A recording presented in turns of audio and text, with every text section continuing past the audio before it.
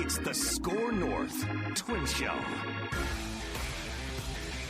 It's a Friday Dex's Clubhouse Notes edition of the SKOR North Twins Show with some kind of breaking news that we foresaw it happening, but we'll get to it. Royce Lewis related. Remember on Tuesday, gentlemen and audience, Tuesday, July 30th is the trade deadline day. So we are holding a SKOR North Twins Show trade deadline watch party at Park Tavern in St. Louis Park. 4 p.m. We're going to come hang out, cheers some drinks with you guys, and count down to the trade deadline at 5 p.m. 6 p.m., Twins play the Mets. And yes, Park Tavern does have that game on TV. So if you haven't watched the Twins game on TV in a couple months, come on out to Park Tavern. Hallelujah. Watch it with us. Yep. A few fun giveaways. Tuesday, July 30th, 4 p.m. Come hang out. The official sports bar of the sports dad, Judd Zulgad. Tons of room, great food, great selection of beers. Heck, it's got bowling. Park Tavern has something for everyone, including if you are interested in having a party of some sort. I'm not talking a small one. I'm talking a big one. Park Tavern can set you up. They do a great job with that. Phil and Cheryl are fantastic. Just contact them. The best place to go is their website, parktavern.net, parktavern.net, at the corner of Highway 7 and Louisiana in St. Louis Park, as Phil said. All right, Declan is our resident Twins beat podcaster here. You find his extra innings episodes all throughout the week. He's perusing around the clubhouse, around the stadium, turning over rocks and stones and finding information. Baseball. So we turn it over to Declan's Clubhouse Notes edition of the SKOR North Twins Show. Yeah, I have some really interesting stuff that I learned about Trevor Larnach this week that I'm excited to share with you guys. I talked to one Twins reliever also on the state of the jerseys. Just like, I know the Fanatics things has kind of like died down to a degree, but I did get some like just more insight on that.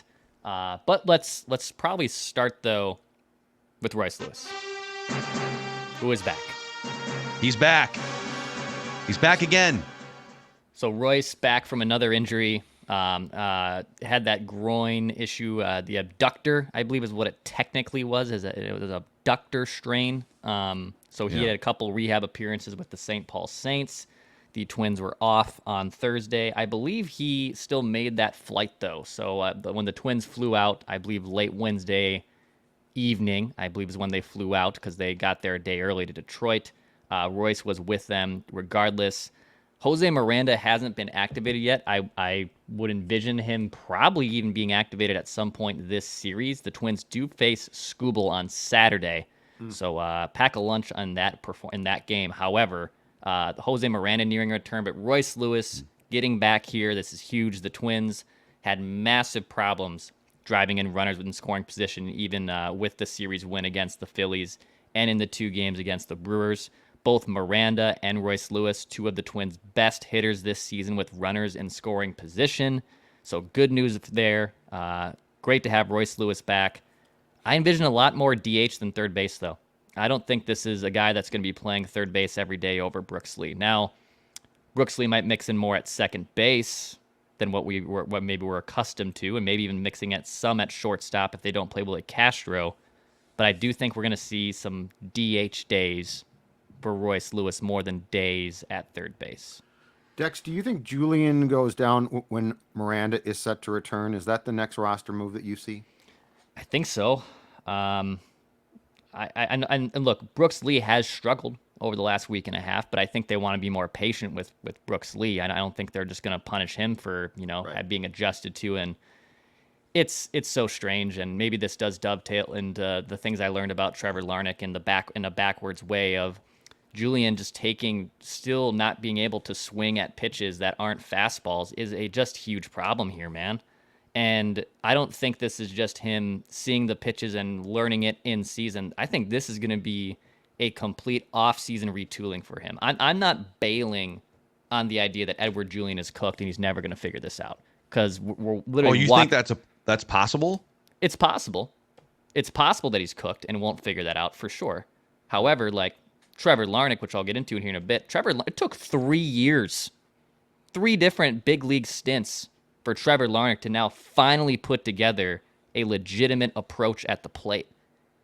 So I'm not ready to completely rule out Julien. Do I think 2024 is a lost season for him, yes. I think that is 100% safe to say. I think, like, Julien, just real quick, I want to go back to the Royce Lewis thing in a second, but I wouldn't rely on Julien at all the rest of the year if I'm the Twins in a playoff hunt at this point. I mean, it's going to be August next week.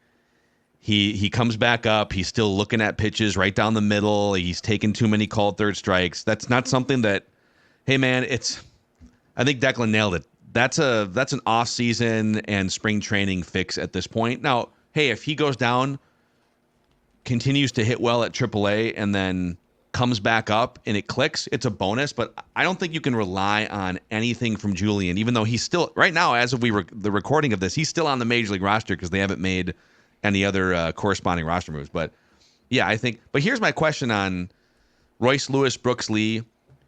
Brooks Lee came out of the gate red hot for the first 8 to 9 games, and then his bat kind of cooled off a little bit more in the ensuing. Teams get a look on him, and they start to scout him a little bit. And so his numbers right now are more in line with what you would think like a player getting called up for the first time would look like. He's batting .246 in 16 games, on base percentage below 300. His slugging is virtually non-existent right now, only 3 extra base hits in 71 plate appearances. Are we sure that Brooks Lee hits enough right now in his first stint to be in the everyday lineup? Like, I don't think you can just say, well, he's the third baseman. I don't know if he hits enough at this point. I'm not saying long-term I'm worried about him, but this team is trying to win something big in the next 2 or 3 months. I'm not totally convinced that this young version of Brooks Lee is a lock to stay on the Major League roster for the next 2 months. Yeah, it's not a lock. And he's gotten adjusted to here, which is what happens. I think they'll be a little bit more patient here, but than they are with Julien. Because Brooks Lee is the 6th overall pick in the draft from a few years ago, and he's a switch hitter, so that's a huge bonus for Rocco and how he builds up a lineup. He can also play multiple defensive positions. That's, again, a big bonus for Rocco and how he wants to line things up. But, yeah, there's a world where, like, if this stretch that he is on over the last, week plus does linger into August, does he get sent down or does he lose playing time? I do think that is possible, 100%. I think the difference between Julien and Lee right now is this. Julien in no way, shape, or form passes the eye test. He looks totally lost. Like he looks like a guy who is, and we know there's something there. That's the thing that's difficult about this. You can't declare him cooked because we've seen that there is something there. And he literally has had, and guys go through this, he literally is in a situation where they adjusted and it's totally screwed him up. I think he's a mental basket case at the plate. In the case of Brooks Lee, I'd be more patient there because, one, he doesn't look like he is just completely lost. And the second thing is, I think with a guy like Brooks Lee, it also is imperative to allow him now to counter the adjustment. I mean, to me, Julien has declared, I'm screwed. I don't know what I'm doing. I'm taking pitches I shouldn't take. This is not a strategy now. This is I'm lost. Brooks Lee, when I watch him at the plate, there's definitely been adjustments. And now what I'm curious about, and I think it's fair to give this a little bit of time, is can you adjust back? And the answer might be yes. On Royce, here's my question. Do you play Brooks Lee or, once he's back, Miranda at third and DH Royce more because of Royce's play at third base, Dex? Or are you doing it in part, and I know that Royce has been hurt running the bases, but that being said, in part to try to save him because he has been unfortunately so fragile thus far. Yeah, and Royce acknowledged the fact of he has finally started to understand what it means not to run and explode at 110%. He is now aware of that, all right, I can slow my body down. And look, when you have ACL tears, he told me this too, when you have that type of injury, your soft tissue injuries just skyrocket. So the chances of a soft tissue injury just absolutely go up is what he learned. So I know he had the joke of, if I'll smoke cigarettes if it keeps me healthy. I am doing everything I possibly can to try to stay healthy. But I do think we'll probably see them still be a little bit more cautious. They did that with him when he came back from the quad strain at first, and then they put the gloves off. They just said go. And they've done this with Buxton too this year, where just go. We will ride this gas tank until it hits E. So I think they'll be cautious to start, but I do believe we'll see more DH days than everyday third baseman days for Royce. One thing about his defense, because there's this, I don't know, this like prevailing thought or narrative that because he's got some throwing issues, that he's kind of a mess at third base defensively. I mean, that's the vibe I get sometimes even from our conversations. The metrics actually disagree. So I think there's room to say he's not a fully refined third baseman yet, and his throwing is a little bit inconsistent. But also his athleticism and his range are leading to more outs above average than most third basemen. So, like in his career, Royce Lewis has played 544 innings at third base, and he's been worth 4 defensive runs saved above average. So, and 500 innings is like the equivalent of a half a season or so. Mm-hmm. Well, right now, like just take the third baseman this year.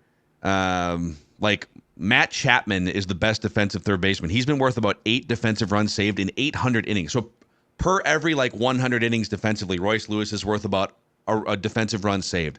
He's pacing in his career to be like a top 5 or 6 metrically third baseman, even as a non-finished product. So for all these reasons, I guess, just to sum up my point, I'm not just going to put Brooks Lee over at third base because, you know, we fell in love eye test for the last week and a half. To me, if health isn't a major factor in the logic here, like I'm putting Royce Lewis at third base. He's going to play defense. He's going to hit in the middle of the lineup, and Brooks Lee can play some second base. The good news on Brooks Lee offensively is he's not striking out really. It's not like to Julien, he comes up and it's just a wave of strikeouts. Right. Brooks Lee has only struck out like 10 or 11 times in the almost month he's been up, or 3 weeks. So he's putting the ball in play. He just needs to find a way to drive the ball more like he was the first week he was here. If Royce can come back and play third, and to your point, Phil, that's also a question of his health. I also would not be adverse until Correa gets back about putting Brooks Lee back at shortstop. Like, I know Castro plays technically, according to Rocco, a solid shortstop. But he doesn't play shortstop where I'm like, well, he's got to be the second guy. So I would not be adverse at all to Brooks Lee getting some games at shortstop too. And look, at the end of the day, the ability of these guys to play different places is awesome. Mm-hmm. It's great. And as we're learning, it's very rare that they're all healthy at the same time too. So like, because we going especially into spring training each year, right? We operate in this pie in the sky of, oh my God, they got too many guys at all these positions. What are they going to do? And it always sorts itself out fairly quickly. So I think it's a good problem. And I do agree, Royce does not look, the only reason why I think that we had any idea that Royce has any type of issue with throwing from third base is what Plouffe told us. So it's not like I saw it. So yeah, I am not against him playing third base at all. But I also, if Correa is out, would not mind seeing Brooks Lee play shortstop. Last thing on Willie Castro and just on this infield shuffle. So yes, it's great that he can play every position, but since I mentioned the metrics on Royce Lewis to defend his play at third base, on Willie Castro's end, he's played 957 career innings at third base, which is the equivalent of like one full season if you were just out there every single day. And he's been worth minus 17 defensive runs saved, which would make him one of the worst, if not the worst, everyday shortstops in all of baseball. It's nice that you can put him there for stretches. Right. And it's not like it's not like putting like a first baseman over there or something. Like you're putting an athlete there and he's going to cover some ground. But I just, like, if you're talking about a long stretch, I don't know that you are. Brooks Lee would probably be a better defensive option at shortstop, I guess. Yeah, and Brooks started there on Wednesday at short, so they'll mix him in. Correa was still in the walking boot on Wednesday post game. He had his kids around and stuff, but he was still in the walking boot. I would envision probably another week or plus before we get some type of update. The Twins have a kind of a weird home schedule coming up where they're on the road here, and then they're just here for a weekend, and then they're back on the road, and then they're home again. So we'll see what happens with Correa. Okay, all right. Baseball. All right, let's keep digging through Dex's clubhouse notes here. So I've talked to Trevor Larnach a few times earlier this year when he got off to the nice start, just about how he changed his agency, and that also helped him kind of change and redefine some things in his own baseball life that have made him a more rounded hitter. But I was doing some more digging just into his approach and his statistics going in to this last homestand, and I noticed how this season Trevor Larnach is just crushing curveballs, slugging. Let's see here, 611 against curveballs this year, which is crazy. Last season, he slugged just 160 against curveballs. Wow. In 2022, he slugged 375. When he first came up in 2021, 222. This guy basically couldn't hit a curveball to save his life the first 3 years that he came up with the Twins. So I asked Rocco about this and just about some of the approach things. And he said, he actually told me you should go watch Trevor Larnach's batting practice sometimes. Because what he'll do is he'll take 20 plus straight batting practice balls, and mostly breaking balls, and he will focus on hitting them the other way. Mm-hmm. So on the left-handed side of the plate, he is focusing on slapping that, or hitting that ball, I should say, to the left side. So he's not pulling. He's not trying to kill the ball out of his shoes. And, you know, he didn't really specify of like, I don't think he's just like looking at a curveball differently and all of a sudden, you know, he's having better results. Rocco explained it as, if you start changing your hitting philosophy, a lot of these other things start just naturally falling into place. Hitting better against curveballs, being able to spray the ball all over the place. If you just go to his spray chart on Baseball Savant, the ball is everywhere. Singles and doubles to left and right and center. Now, his home runs are still being pulled, and when he hits a home run, he hits it far.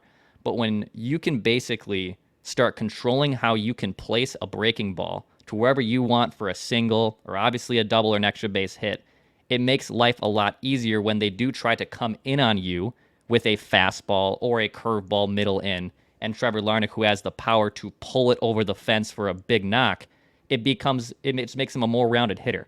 I don't know if Trevor Larnach will ever be an all-star or just have like a 900 OPS. But when you watch his at-bats, and he did this against Ranger Suarez on Monday, he did it a few other times throughout the series, he's just become such more of a patient, well-rounded hitter that like it does take multiple years for a guy who was a first-round draft pick and failed 3 years in a row here. He has found a spot. And he's completely changed his hitting approach, and he's become a much more well-rounded hitter. Yeah, I mean, part of that's an interesting exercise, and just batting practice can be so monotonous for these guys because it's not just the 6-month season; it's like the 2 months of spring training and all this, and so what he's doing there is he's tracking breaking balls deeper into the zone and just putting the bat on the ball to make hard contact the other way. So he's clearly worked on this for years and years, and he should probably be rooming with Edouard Julien on the road and traveling everywhere, and Julien should be in his hip pocket. Here's how I transform this problem of mine. And yeah, I mean, Larnach, like you said, Larnach's not, he's not Royce Lewis in terms of the impact offensively, but he's turned himself into an above average hitter. Like his OPS plus is 11% above league average this year. And he's been a mainstay in this lineup for the last 3 months. It speaks to, I think, the commitment that guys realize that they have to make to be a true professional, right? Like this is the type of stuff, like you can say, well, I worked all winter on this or that, but like the nuanced stuff that you just discussed, Dex, to me, that's super intriguing because you're literally taking a weakness and working your ass off. Yeah. You're not like going and doing more work. Some guys in all sports practice what they're good at. Like, I love to take BP, throw me a bunch of fastballs. Like that is a really interesting, it speaks to the commitment it takes even for guys who like in high school and college were superstars, how good this league is and what you really have to do. And to what Phil just said, I think that's where Julian's at. Like, yeah. I think Julien, I think there's something there and I think he might be fine. But he's not going to be fine unless he works his ass off, and it's going to be frustrating. And I mean, this is what makes sports to me so intriguing. Yeah. It'd be so tough, man. I mean, you're literally like this key cog at the top of a lineup, winning the first postseason. He was an engine for a team that won its first postseason game and series in 20 years, and he's guaranteed this spot coming into 2024. And now there's a good chance he gets sent back when Miranda comes up, and he's going to have to wait for an injury, or it's possible Brooks Lee doesn't get it going, and then there's still a chance he could make an impact on the stretch. But it's what a difference 12 months makes for Julien himself and just where he stands with this team right now. And like Julien came up last year and hit really well and had a great approach to the plate. Like guys like Larnach or even Kirilloff want to throw in there. Like it took them 2 to 3 years with stops and goes and being sent down and being called up. Julien came up and pretty much maybe not dominated, but was able to have an approach that worked. And now it's the counterpunch of Right. We know how to get you out. So now everything you have done up to this point to be successful in your college, minors, and major league career, it has to change. It has to completely change. And baseball players, as we know, are very stubborn and very creatures of habit. That's going to be a look in the mirror thing, and probably, like I said, a more of a long-term off-season adjustment into spring training next year of him becoming more of a well-rounded player. By the way, just as we're recording this, the second big trade of the last 24 hours came down. So the Mariners yesterday, they wind up trading with the Rays are so funny. Like did you see this trade? They're like pretty close behind the Mariners in the standings. And look what they got back. And they wind up giving Arozarena to the Mariners for their 12th and 22nd ranked prospects and a player TB named. Yep. And then just now, the Phillies and the Orioles, who might be the two best teams in baseball, just made win now trades with each other, which is kind of weird. So the Phillies get outfielder Austin Hayes, who I think was an all-star 2 years ago from Baltimore. And then Baltimore sends right-handed reliever Seranthony Dominguez and outfielder Christian Pash over to the Phillies. I'm sorry. The Phillies acquire Hayes, Orioles and then the Orioles get the Seranthony Dominguez Yeah. and Christian Pash. Interesting. So there you go. Baseball. We got trades happening here a few days Wake before up, Derek. Wake up, Derek Falvey. Derek. Wakey. But this is going to be like the Arozarena trade, which the Mariners needed desperately. They have to get some type of bats. That trade to me is not indicative of the market regarding the Twins, because the Twins are trying to get pitching. Like if you could get a decent pitcher for your 12th and 26th prospect, you'd be like, okay, heartbeat. Yeah.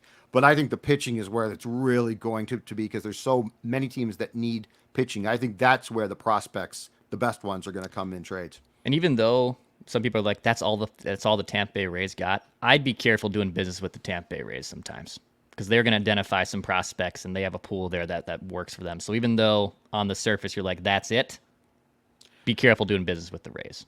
They're really good at that, which to me makes the Cruz trade with the Twins even more surprising. Now, I know that they were buying, but I mean, for a franchise that does a great job with prospects identifying them, I mean, Joe Ryan was stolen. Yeah. Well, but you you're giving away value, right when you the goal isn't to I guess it'd be nice to screw every team you trade with, but you're trying the goal to for them was to prospect. get Nelson Cruz, and they knew they were going to give something up. I was surprised that the Rays gave up a prospect that was that close, because if I recall correctly, that was during the Summer Olympics, and he was pitching for the U.S. team and was pretty close.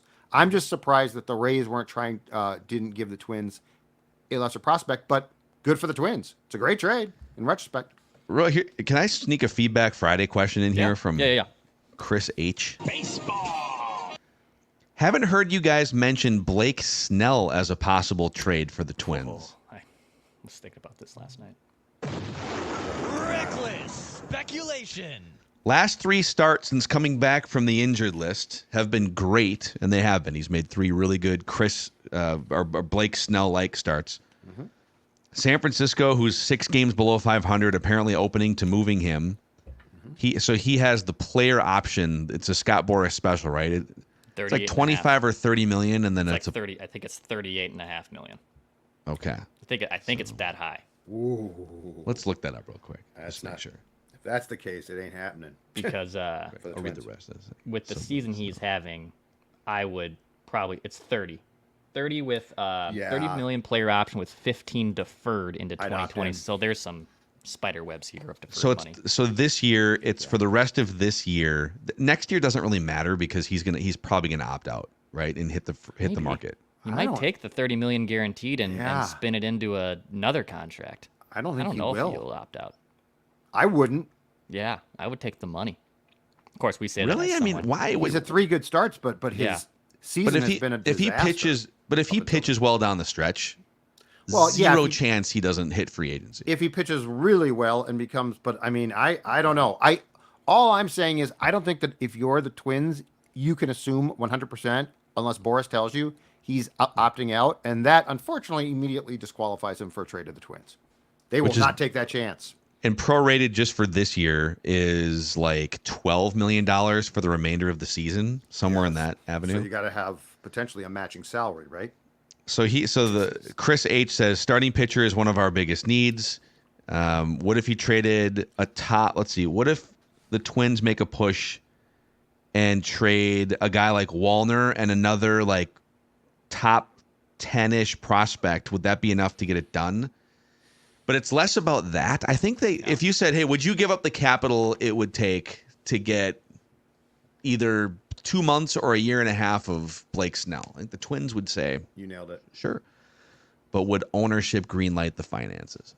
Yeah, that's the issue here. think so. And the fan base is at an all-time cheap poll ad rhetoric scale of 100 right now. It's never really been below the danger, like below a line of 50 out of 100 scale. Like it's always been there, but right now that needle is all the way on a full. It's past the full marker. Yeah.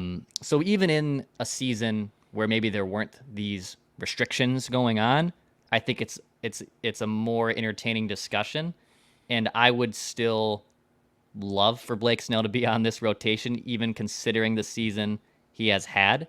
Rocco also is probably familiar with him. That might be a good question for him post-trade deadline when I see him next of what is your opinion of Blake Snell?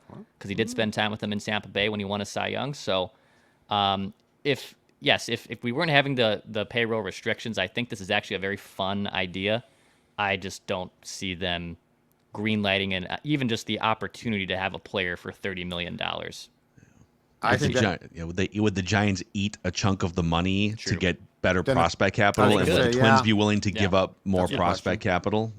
yeah, I think if the reporting that we're seeing both nationally and now locally is accurate, my opinion is that Blake Snell or even an Evaldi is probably not going to happen if there's any chance that they could trigger options to stay.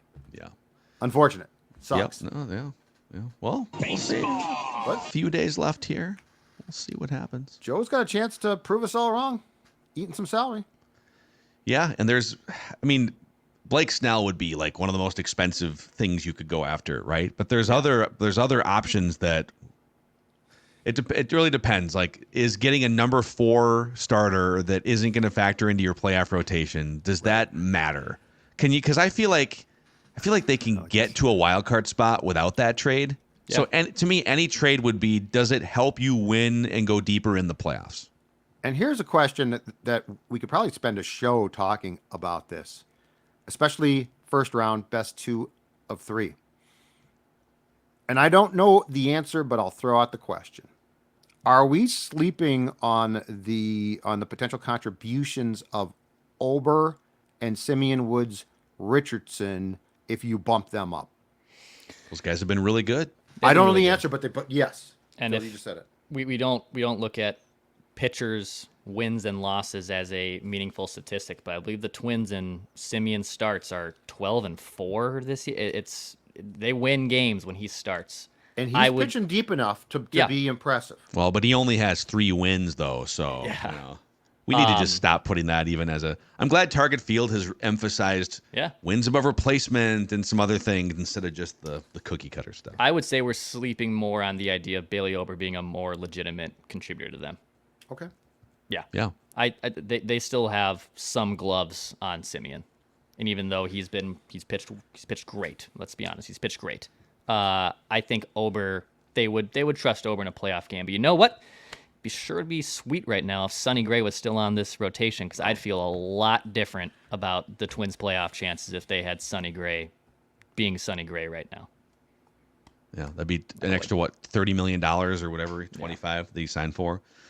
So, all right, boys, there it is. Dex's notes from Good stuff, Dex. in and around the team, the SKOR North Twins Show trade deadline watch party at Park Tavern on Tuesday next week. 4 p.m. We're going to be hanging out. 5 p.m. trade deadline, 6 p.m. Twins against the Mets. And if you haven't already, we've got this brand new SKOR North Twins Show YouTube channel that we just launched at the beginning of the season. Over 3,500 subscribers. So thank you guys. Please click that subscribe button if you haven't already for regular Twins discussion, immaculate grids, random twin of the week. Enjoy your weekend. We'll see what the Twins look like heading into the deadline early next week.